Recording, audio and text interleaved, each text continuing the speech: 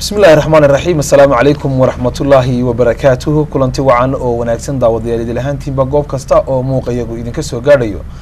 كل سود هذا برنامج gaar ah oo aynu ku falanqeyn doono sahaminta shidaalka ku duugan Somaliland falanqeyntani waxa ay gal qayb gali doona agaasimaha guud ee wasaaradda tamarta iyo macdanta Jamhuuriyadda Somaliland agaasime Saciid Axmed Jibriil oo dhinacayga bidix fadhiya sidoo kale agaasimaha waaxda shidaalka ee wasaaradda tamarta iyo macdanta Axmed Iidaan hadda dhinaca midig ka bilaabo hadana agaasimaha waaxda cilmiga dhulka ee wasaaradda macdanta iyo tamarta Somaliland en Umar Yusuf Umar iyo sidoo kale agaasimaha waaxda deegaanka ee wasaaradda deegaanka Axmed Jaamac Sugulle oo ku magac dheer Dhagacade daawadayntaynu doodani ama falanqeyntani ku guda jirno waxaynu wax ka ogaan doonaa bal sahaminta noocyada kala duwan ay leedahay wasaaradda tamarta iyo macdanta Jamhuuriyadda Somaliland maxay tahay shaqadeedu shidaalka haday tahay saamintiisa iyo tamartii iyo macaadintiba waxay nooga warbixin doonaa agaasimaha guud ee wasaaradda waxaan jecelahay bal ugu horeyn inaan agaasimaha weydiiyo ka wasaaradahan maxay tahay waajibaadka wasaaraddiina ee ku saabsan dhinaca shidaalka iyo macdanaha iyo guud ahaanba wasaaradda aad iyo aad baad mahadsantahay maxamed sidoo kale waxaan u mahadnaqayaa bahda saxaafadda gaar ahaan TV-ga qaranka oo noo suurto geliyay inaan barnaamijkan ku duubno stuudiyaha TV-ga qaranka inta haddaan uga gudbo xilka iyo waajibaadka wasaaradda tamarta iyo macdantu ay u xil saaran tahay qarankan guud ahaan wasaaraddu waxay ka kooban tahay 4 waaxood oo waaweyn 4 waaxood oo waaweyn waa waaxda shidaalka oo aan maanta hadalhaynteeda halkan u joogno waaxda tamarta waaxda macdanta iyo waaxda maamulka oo iyaduna shaqaalihii iyo maamulkii kale hoos yimaado haddaan hoos ugu daadego tuduucda ama ujeedada su-aasha oo ah xilka iyo waajibaadka wasaaradda tamarta iyo macdanta ee qarankan ay ugu xil saaran tahay waa in la xaqiijiyo lagana faa'iideysto ilaha xoogga tamarta biyaha iyo ilaha kale ee tamarta dib loo cusboonaysiin karo horumarinta arrimaha khuseeya daafuridda saliidda ama batroolka macdanta iyo khayraadka kale ee dhulka ku duugan marka laga reebo biyaha oo biyihii la soo galaya iyaguna khayraad ku duugan laakiin wasaarad kale ayaa u xil saaran sidoo kale xilka iyo waajibaadka wasaaradda tamarta iyo macdanta waxaa ka mid ah dejinta siyaasadda xukuumadda ee ku wajahan sidii loo sahamin lahaa isla markaana looga faa'iideysan lahaa khayraadka dabiiciga ah ee dhulka ku duugan khayraadka dabiiciga ah oo ay ka mid yihiin batroolka iyo macdantuba oo labada waaxood sida ka muuqato wasaaradda ay ka muuqato ilaalinta sidoo kale ilaalinta isticmaalka iyo maamulka khayraadka dabiiciga ah ee dalka in la ilaaliyo in la maamulo shuruucdii baa soo gelaysa iyaduna halka sidii looga faa'iideysan lahaa khayraadka dabiiciga ah ee ilaahay nagu manaystay waddankeena lagu tuunsan yahay in khayraad dabiici ku jiraan sidoo kale waxaa ka mid ah xilka iyo waajibaadka kale ee uu xil saaray ama uu jideeyay xeerarka kale iyo waddanka iyo dastuurka waddanka way wad mahadsantahay waxa jiray dhawaanahan oo maxay ahaydey jira wasaaraddu in ay maxay ahaydey heshiisyo la gashay shirkado kala duwan haday tahay dhinaca macaadinta iyo haday tahay dhinaca tamarta bal shirkadaha ay wasaaraddu heshiisyada kula jirto ayaan jeclaan lahaa bal inaad nooga warbixiso horta aad iyo aad baad mahadsantahay shirkadaha waddanka heshiiska kula jira ama dalka heshiis kula jira ama qarankeena Soomaaliland heshiis kula jira guud ahaan waa 4 shirkadood waa 5 shirkadood aan idhaahdo 5 shirkadood mid uun baa macdanta ah ARC baa la yiraahdaa waa company Chinese African Resource Corporation waa shirkadda sidaad maqasheen in badan ka baxday idaacadda Simoodi meesha la yiraahdo ka shaqeysa iyo 4 shirkadood oo kale oo iyaguna heshiis kula jira dawladda dhinaca batroolka sahaminta batroolka oo ay ka mid tahay Genel Energy DNO Ragas iyo Ansan 4 shirkadoodna waa heshiis sahamin shidaal ay kula jiraan dalka oo arinta aan u fadhino halkan ee dhawaan ka bilaabmi doonta waddankeena waa tahay saan ka warqabo waxa jirtay dhawaanahan waliba intii u dambeysay in wasaaraddu ay la gashay heshiis shirkadda sahaminta shidaalka ee BGB waxaan jeclaan lahaa markaa maadaama agaasimihii waaxda shidaalka ee wasaaradda Axmed Iidaan uu nala joogo bal inuu nooga warbixiyo shirkadani BGB waxa ay tahay iyo nooca sahamineed ay ka sameyn doonto Somaliland بسم الله الرحمن الرحيم محمد ولا الآب ما سنتهي waa sidaa sheegtay heshiiskaasi waa jiraa xaqiiqatan saxaafaddu si baahsan bay arrintaa mataqaanaa usoo bandhigtay oo ay u gaadhsiisay waddanka oo dhan marka heshiiska isaga ah waa dadaal badan iyo qorsheyn badan kadib waxaa lagu guuleystay in la saxeexo 19 bishii lasoo dhaafay November waxaana wada saxeexday wasaaradda tamarta iyo macdanta oo markaa gudanaysa waajibaadkii hadda ka hadlayay agaasimaha guud ee qaranka u xilsaaray iyo shirkad laga leeyahay dalka Shiinaha oo la yiraahdo BGB heshiiskan isaga waa heshiis hawleed oo ah sahan batrool oo ku wajahan gobollo kamid ah gobollada Somaliland oo ay markaa shirkadan wasaaraddu ay mataqaana u xilsaaratay waa heshiis ama hawl ay wasaaraddu leedahay oo iyadu hormuud ka tahay gacantana ay ku hayso sideedaba hawlaha batroolku heshiisyadooda ama sahanadoodu waa laba nooc waxaa jirta in mararka qaarkood ay wasaaradda ama dawladda ay shirkad u xilsaarto baloog kamid ah baloogyada waddanka kabacdi markaa shirkadaas oo ah shirkadaha batroolka soo saara iibgeeyana ay markaa iyagu u xilsaartaa shirkado kale oo ah shirkadaha batroolka sameeya heshiiskani sidaa uu ka duwan yahay dawladdu iyada ayaa shirkadan dirsatay la BGB hawshan iyada ay u qabanaysaa waxa la wada galay heshiis la yiraahdo speculative seismic survey oo ay shirkadu ku sameynayso sahankaas kabacdigana dawladda isla wasaaraddu waxay u hawl gashay oo iska xilsaartay sidii loo heli lahaa ciddii ka iibsan lahayd marka ay shirkadaasi ay soo saarto ay sahankaas samayso xogta iyada waxaa ka iibsan doona shirkadaha waddanka oo afarta oo hadda agaasimaha guud sheegayay iibkana waxaa la yidhahdaa data purchasing agreement oo xogtii bay iibsanayaan heshiiska noocanihi waa heshiiskii ugu horreeyey ee noocan oo kale ah ee Somaliland ay gasho faa'iidooyin dhowr ayuu leeyahay waxaa ka mid ah in hawshii la qabanayay ay tahay hawl ay gacanta ku hayso wasaaraddii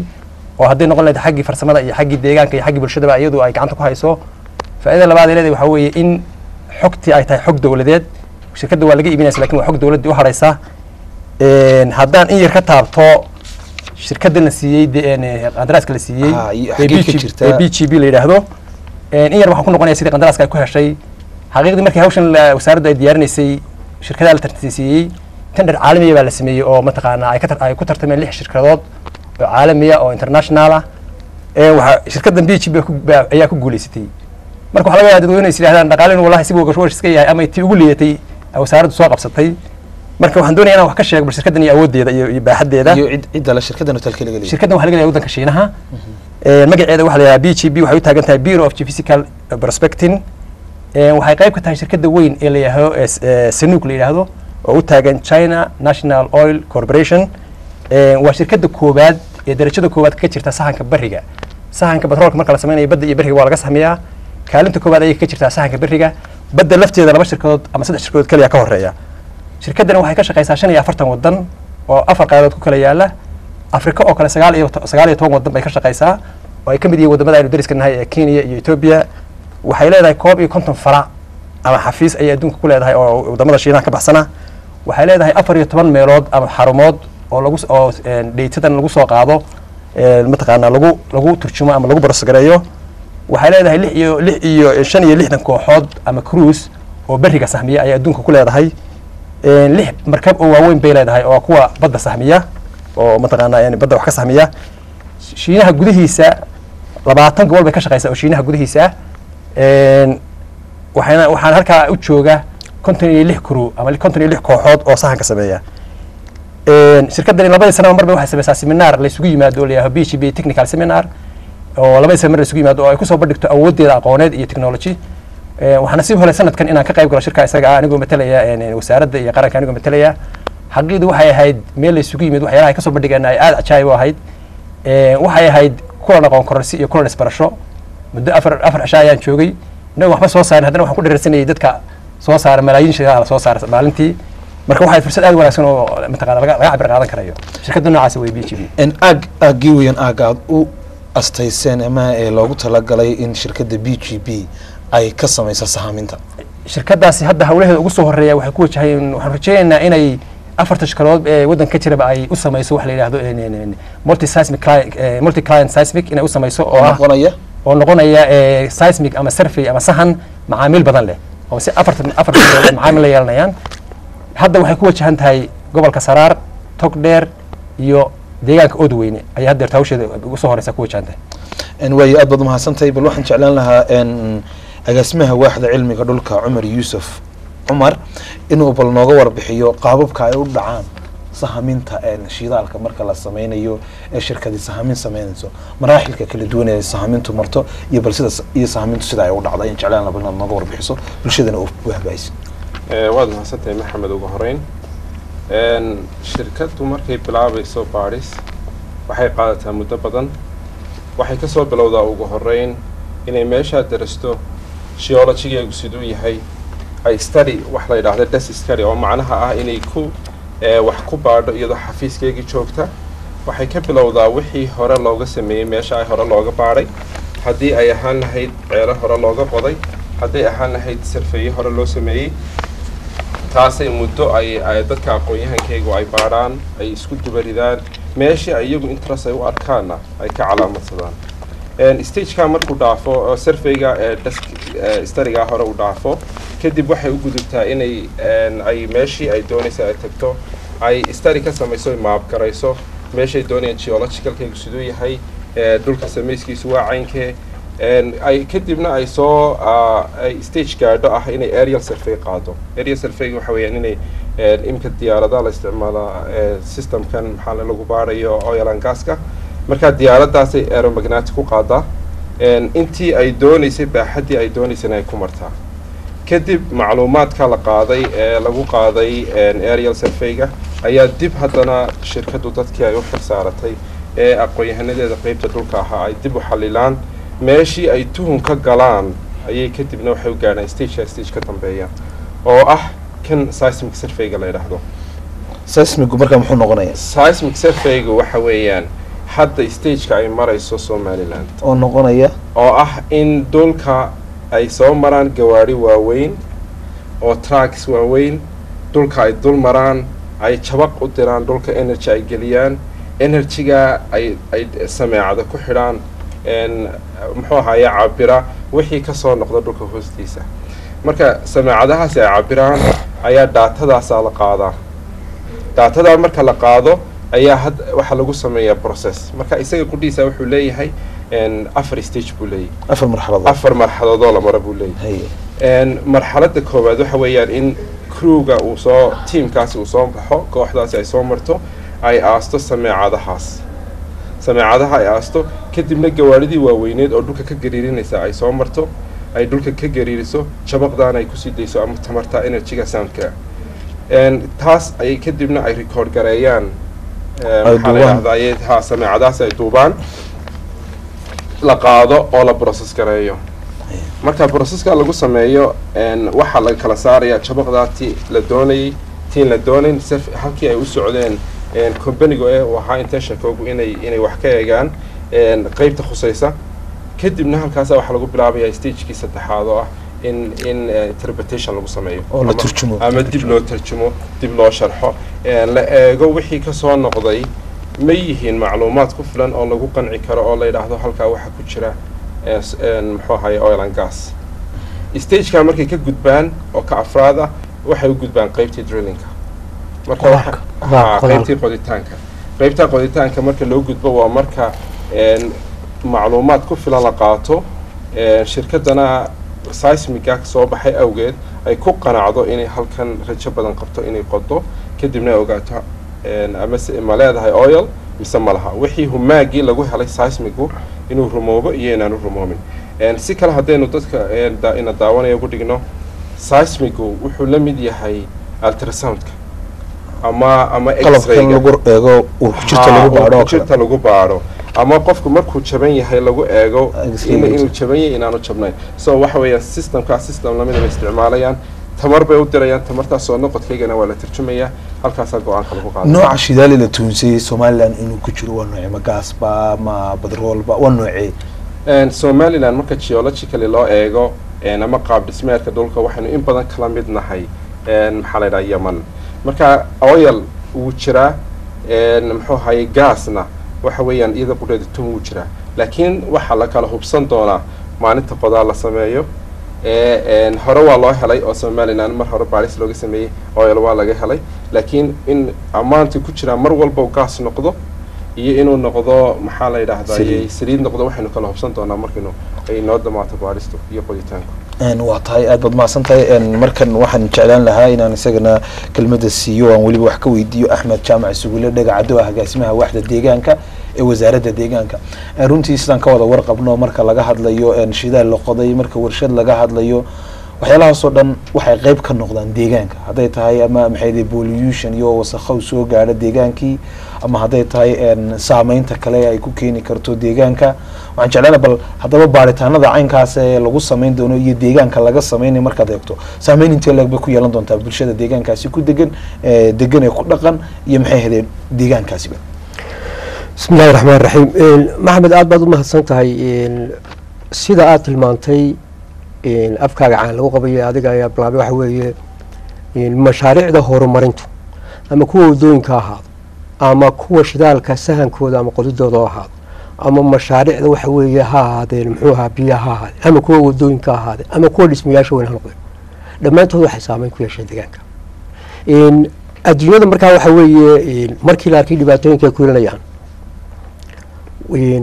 adduunyada waxa weeye waxay samaysay in ama waxay isla garatay in laga horeysiiyo barnaamijyada noocaas oo kale ah daraasad lagu lafagurayo ama lagu baarayo saameynta mashruucaas ku yeelanayo muxuu ahaa deegaanka. mashaariicda haddii faa'iidada laga helayo mashruuca iyo waxa weeye muxuu ahaa dhibaatada uu geysanayo uu kala bato waaba la joojiyaaba ila dhibaatada ku deegaanka u geysanaya kusoo haddaan usoo noqdo arrinteena waxa weeye wasaaradda deegaanku ha ayadaa uga mas-uula arrinta dalkan waxaana jirta qayb ka tirsan muxuu ahaa waaxda environmentka ee hadda anigu aan ku magacaabanahay ama waaxda deegaanka aan ku magacaabanahay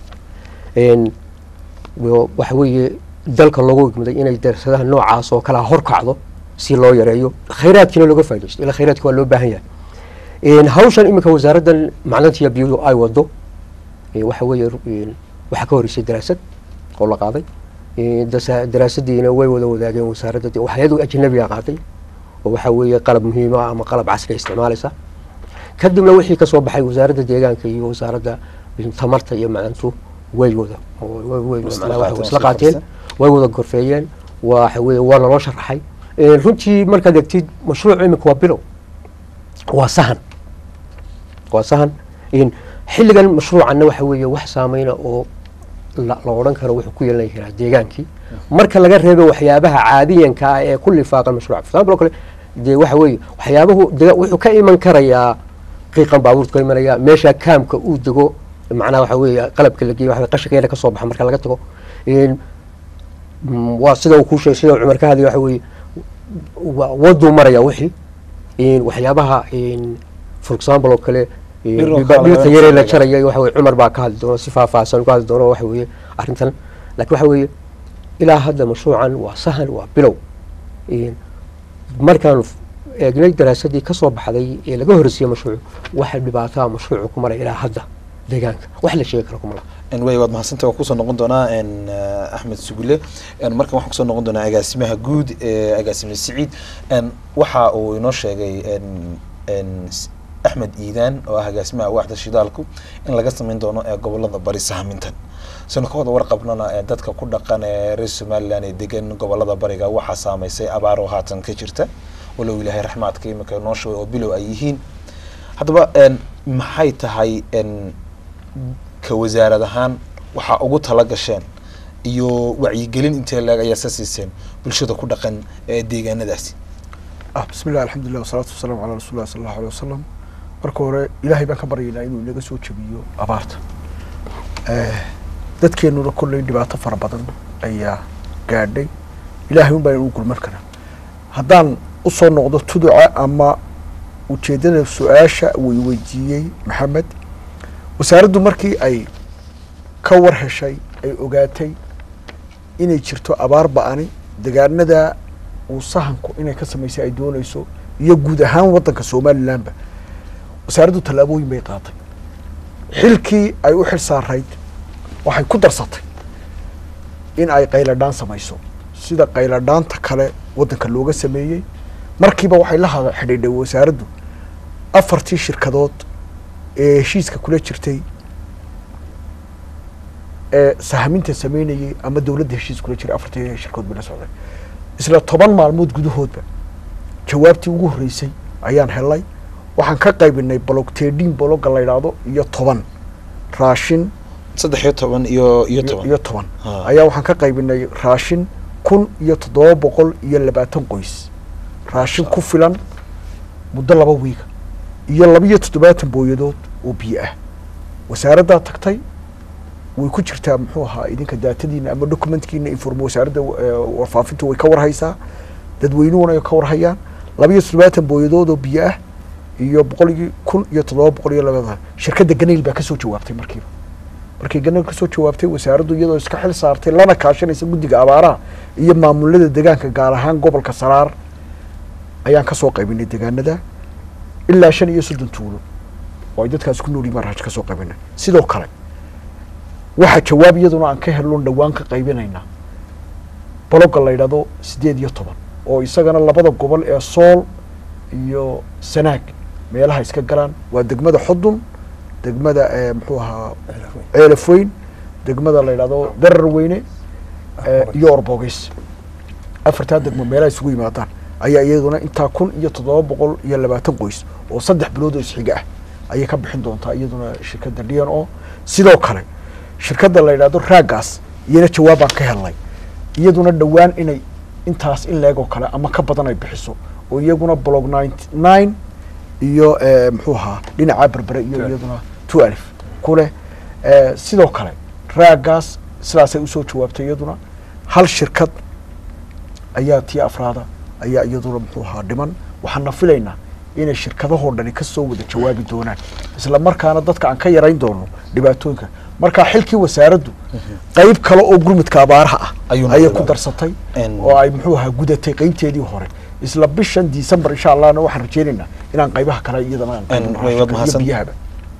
mahadsantahay. waxaan jeclahay su'aal isna inaan weydiiyo Axmed Iidaan agaasimaha waaxda ee shidaalka ee wasaaradda tamarta iyo macdanta ee Jamhuuriyadda Soomaaliland. Axmed waxaa jira marka la qodayo bulsho la doonayo in shidaal iyo ceel laga qodo waxa inta badan muhiim ah in la sameeyo wacyigelin bulshada lala xiriiro dadka oo laga dhaadhiciyo faa'iidada mashruucan uu leeyahay sahamintan iyo maxay markay madhalasho waxyaabaha ka soo bixi doona ka wasaaradahan ma sameysano xiriir ma la sameeyeen bulshadii ku dhaqanay deegaanadaasi idinkoo ka wacyigelinay marka una sheegay faa'iidada ay leedahay sahamintu. maxamed waad mahadsantahay halka aan ku yara saxo haqidii hawshu waa sahan oo yani qodaalkaasi wixii processka sadno iman doona insha Allah hadeer hawsha la wadaa waa sahan hadaa marka guud ahaan dadka bulshada Soomaaliland haqidii hawshan dareen positive ay u hayaan oo idilada dad ku jirta ayaa waxay tahay iyo rajada ku jirta in xilli uun laga faa'iideysto khayraadka wadanka marka muuqaalka guud ama dareenka guud waxa weeye waa positive aad bay dadku u soo dhaweynayaan. haddaan hoos ugu dego bulshooyinka hawshan ay ku wajahan tahay ama deegaanada ay ku wajahan tahay hawsha degdeg ah hadeerta ay mataqaanaa ay kusoo fool leedahay deegaanada horena waxbaa isku day baa jiray oo hadda ka hor waxaa laga bilaabay mataqaanaa hawsha petroolka waa sahankeeda waa waxbaa ka bilaabmay oo isku day baa jiray siduu sheegayena hawlahan petroolku yani waa sahankan waa sahan stage dhexe ah stage hore ka horreeyay oo lagu sameeyay deegaanadaas marka waa dad u bisil ama fahansan dareenka ama tuhunka shidaal ee deegaanada ka jira. haddaan usoo noqdo markaa annaga iyo wasaarad ahaan bal meesha wax noo marayaan iyo wacyigelintaan ka samaynay ilaa bishii 10aad bilowgeedii waanu deegaanada waanu ku noqnoqonaynay booqashooyin baanu samaynaynay waxaa kamid ah booqashooyinkaanu samaynay community mapping wax la yidhaahdo oo ah bulshada lasoo baranayay hawshaasi waxay ahayd isbarasho wacyigelin iyo xog ururin aanu dadka soo wareysanayno iyaga xogtooda aanu soo eegaynay xaqiiqdii hawlaha dadkaasi aad bay usoo dhaweeyeen dareen positive bay ka muujiyeen wayna u heelan yihiin ra'yiyo iyo fikirro iyo talooyin badanna way soo jeediyeen oo la xidhiidhay sidii hadda laga hadlayay deegaanka sidii loogu turi lahaa oo la xidhiidha sida ay mataqaanaa hawlahan socda ay wax ugu yeelan lahaayeen oo ay mataqaanaa talo ugu yeelan lahaayeen. arrinta kaliya ee jirta waxa weeye sahankan hadda la samaynayo ee leeyahay seismiga xaqiiqda deegaanada lagama samayn marnaba lagama samayn mataqaanaa inta Soomaaliland mataqaanaa ay jirtay taasaa waxay keenaysaa markaa inay dadkii aanay fahansanayn qaabka hawlahan u dhacayaan qalabka la isticmaalayo stageska la marayo waxyaalahaas dadka ma fahansana taasaa marka hawl aad u ballaaran nooga qorshaysan tahay waanu doonaynaa inaanu dadka fahansiino oo maanu mataqaanaa aqoon uga korino hawlahaas noo qorshaysan waxaa ka mid ah wacyigelin ballaaran oo isugu jirta kulano maxaa leeyahay tababaro barnaamijyo laga sii deynayo warbaahinta qoraallo la sameynayo oo la marinayo baraha mataqaana bulshada iyo maxaa leedaha wargeysyada liiflada la qaybinayo boorar waaweyn oo arrimahan soo socda ka turjumaya oo iyagana mataqaana lagu dhejin doono hawlo badan oo noocaasa marka fahansiintii hawshan seismiga ayuun baanu iyadana mataqaana noo dhiman tahay laakiin bulshadii wax badan oo wacyigelin oo noo bilaaban tahay wax badan oo hawlaana waa noo diyaarsan insha allah waxaanu sameynayna way aad ba mahadsan tahay waxaad moodaa inaynu kusii dhawaanayno gabagabadii barnaamijka balse intaynaan gabagabada gelin waxaan jeclaan lahaa inaan mar labaad kusoo noqdo iyo mar saddexaad aan dhahdo agaasimaha guud ee wasaaradda macdanta iyo tamarta iyo macdanta jamhuuriyadda somaliland agaasime waxaa jirta dadka in badan baa dhagahooda waxaa daashada maqlaan somaliland shidaal baa ku jira somaliland shidaal baa ku jira ilaahay mahadii waa tan imika saamintii la wada ee lagu guda jiro haddaba haddii shidaalkaasi la helo oo somaliland saamintaa marka lagu guuleysto qoraalku bilaabmo faa'iido intee leeg ayay bulshada ugu jirta in maxay shidaalkaasi lasoo saaro horta shidaal waddankeena adduunyada kii ugu horreeya laga helay maaha faa'iidooyinka shidaalkuna waa wax muuqda marka si fiican loo maamulo xeerar buu leeyahay xeerarkii innaga waan diyaarsanay sidii loo maamuli lahaa faa'iidooyinka shidaalka waxaa ka mid ah labaan u kala qaybinaynaa labadaan u kala qaybinaynaa waa faa'iidada dhow iyo ta muddada dheer leh tusaale waxaad usoo qaadan kartaa ta dheer iyo ta dhowba waxaa innaga inoogu dhow carabaha imaaraadka sacuudiga dadkii hore ee garanaya way nool yihiin siday markii hore ahaayeen maantana waa idinka arko dalxiis iyo qurux iyo horumar meelaha loo yimaado shidaalkaa lagu gaadhaa waxyaalaha haddaan markaa anigu laba soo kooban u kala qaado ta ugu horeysa ee muddada dhow maxaan ka filaynaa hadduu shidaal aan helno iminka sahankii baan wadnaa weli maynaan gaadhine meelay waxay noogu jiraan nama hubno laakiin sidaa ay sheegayaan injineerada iyo aqoon-yahanadii cilmigan bartay waddankeenna waa lagu tuhunsan yahay inuu shidaal ku jiro marka koowaad waxaa ka bilaabma shaqo abuur baa ka bilaabmaya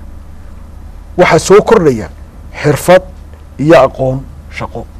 ayaa soo kordhaysa iyaduna oo inaan iminka ahayn waxa kordhayo faa'iidooyinka ka mid a dhow maalgashiga kordhaya oo iminka cid maalgashatay waddankeenna waxaan haynaa shirkadda d b wall ee dekedda haddii ay shirkado kale kusoo dhiirato oo ay timaado maalgashigii baa soo kordhayo meesha waxbaa laga helay nin walba faa'iidaa laga helaya tag buu odhanaya waxaa imanaya iyaguna in laynaga caawiyo waa meelaha dhow baahiyaha aasaasiga ah oo shirkadahan maalgashiga samaynaya baahiyaha aasaasiga ah waxaa la yidhahdaa biyaha caafimaadka waxbarashada iyo inay yaraato saboolnimadan faraha badan leh ayna haystaan waxaa ka mid a degaanka in wax laga qabto degaanka laftiisa in wax laga qabto biyahan ina dhaafaya ee mar walba abaartu sanad walba soo noqnoqonaysa biyuhu markay maanta hargeysa markaan joogno ay ka da-aan berrito subaxa badday galaan saacadda aan joogno hadduu roob inagu da-o berri subaxa baddu gelayaa haddii horumar la gaadho oo shidaal lasoo saaro oo aan sahanka dhaafno waxay noqonaysaa inaan biyaha qabsano abaartun soo noqnoqonaysaana ay inaga yaraato tusaale waxaan ugu celcelinaya carabahoo kale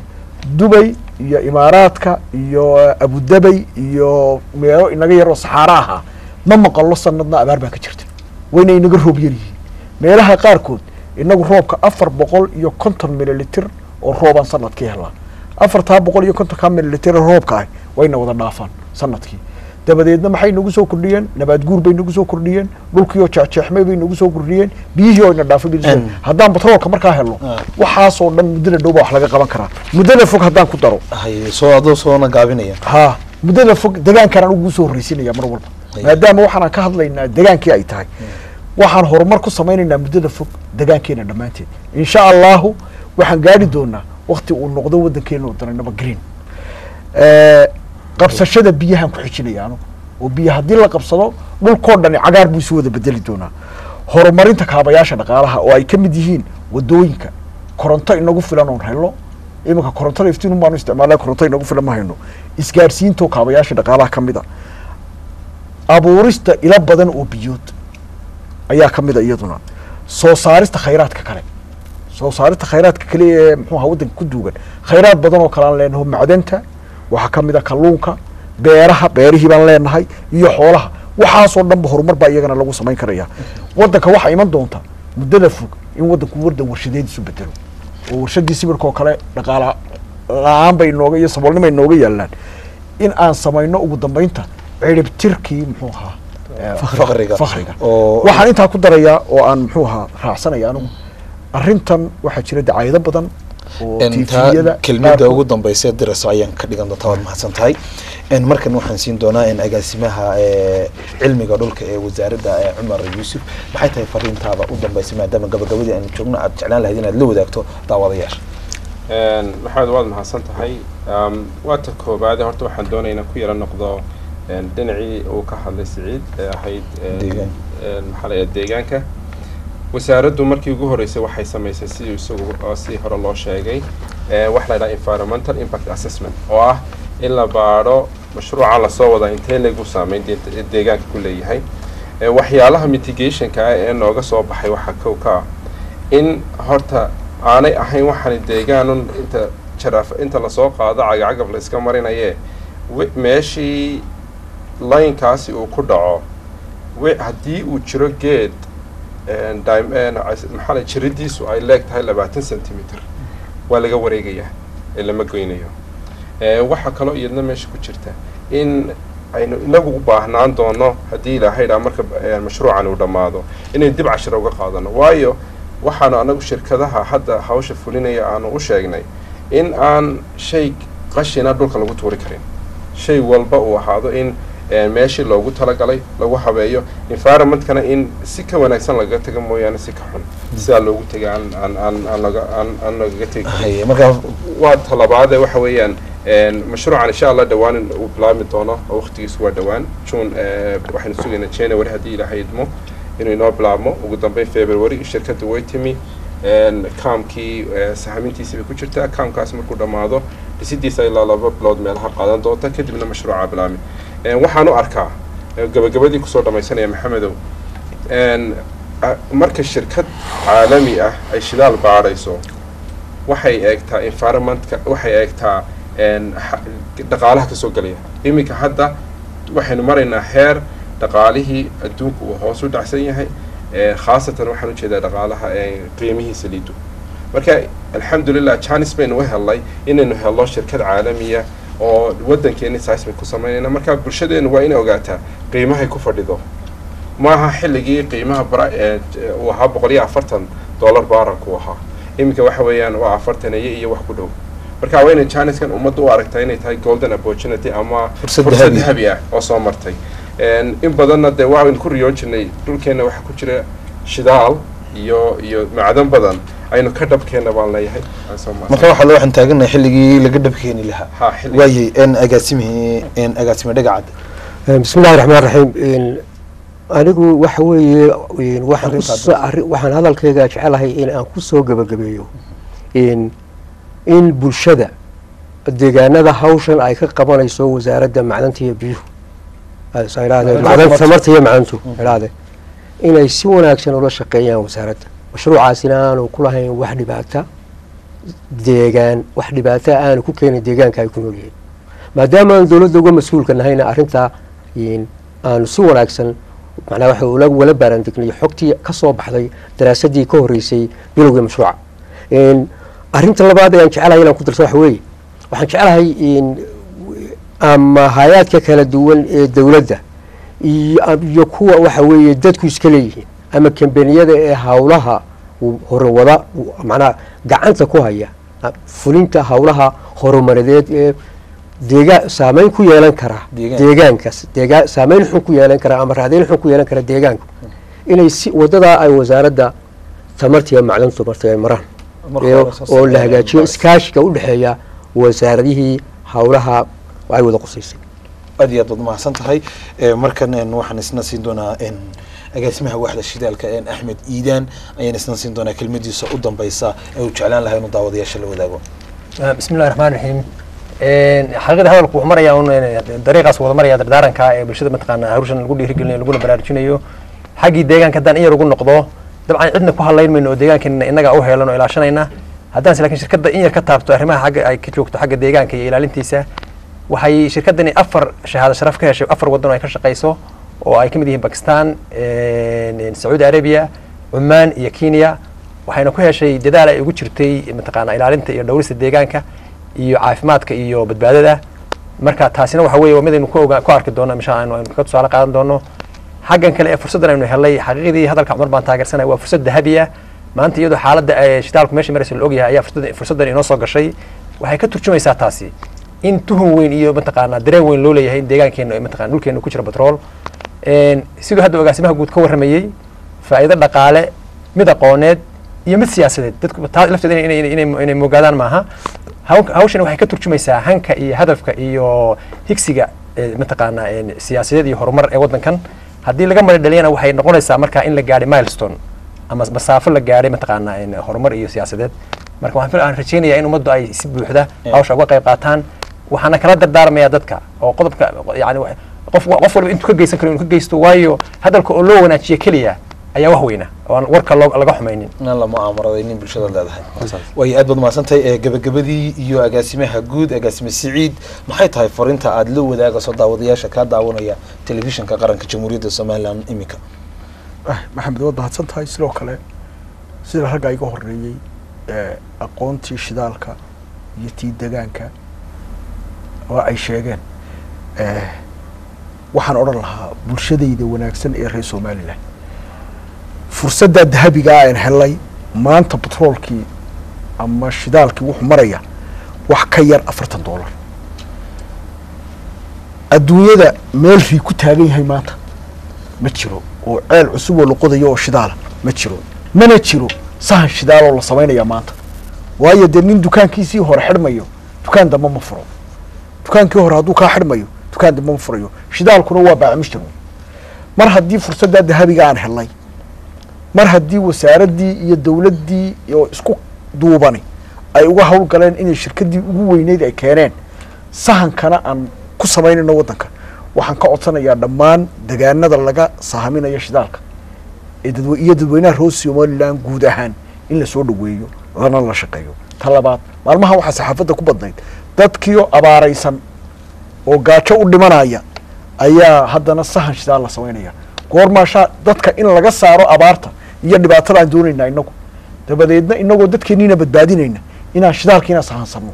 ayaa habboon waxyaalahay saamaynta inagu keenayso waxaa ka mid ah hadday maanta dib inooga dhacdo oon dib u dhac samayno barrito hadduu shidaal kor u kaco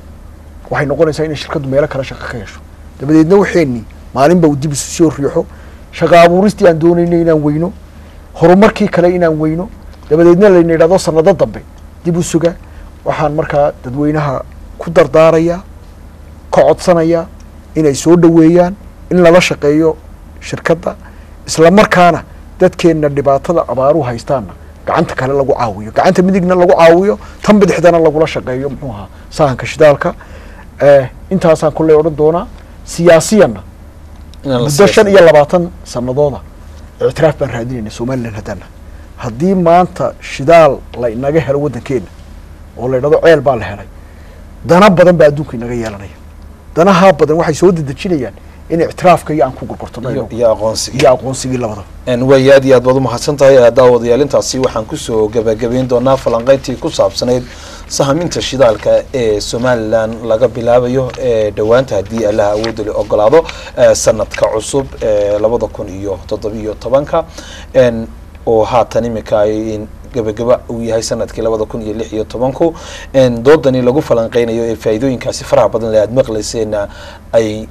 aynu ka heli doono hadiiba shidaalkaasi la sahamiyo isla markaasina la helo waxa igala qayb qaadanayay hadan dhinaca midi ka bilaabo Cumar Yusuf Cumar oo ah agaasimaha waaxda cilmiga dhulka ee wasaaradda macdanta iyo tamarta sidoo kale waxa isna igala qayb qaadanaya agaasimaha waaxda deegaanka ee wasaaradda deegaanka أحمد جامع سجولي دقعده sidoo kale waxaan nagala qayb qaadanayay Axmed Yidan oo ah agaasimaha waaxda shidaalka ee wasaaradda tamarta iyo macdanta Jamhuuriyadda Soomaaliland iyo agaasimaha guud ee wasaaradda tamarta iyo macdanta Jamhuuriyadda Soomaaliland Siciid Axmed Jibriil intaynu barnaamijkan mid lamid ah ku kulmi doono anigu Maxamed Ciise Aadan Cabdi Cumar Jibriil Xasan Maxamed Jaamac Afnugaal Xasan Baana Raama waxaan idinkaga tagnaa dhamaantiin inaynu ahaano amaanada Ilaahay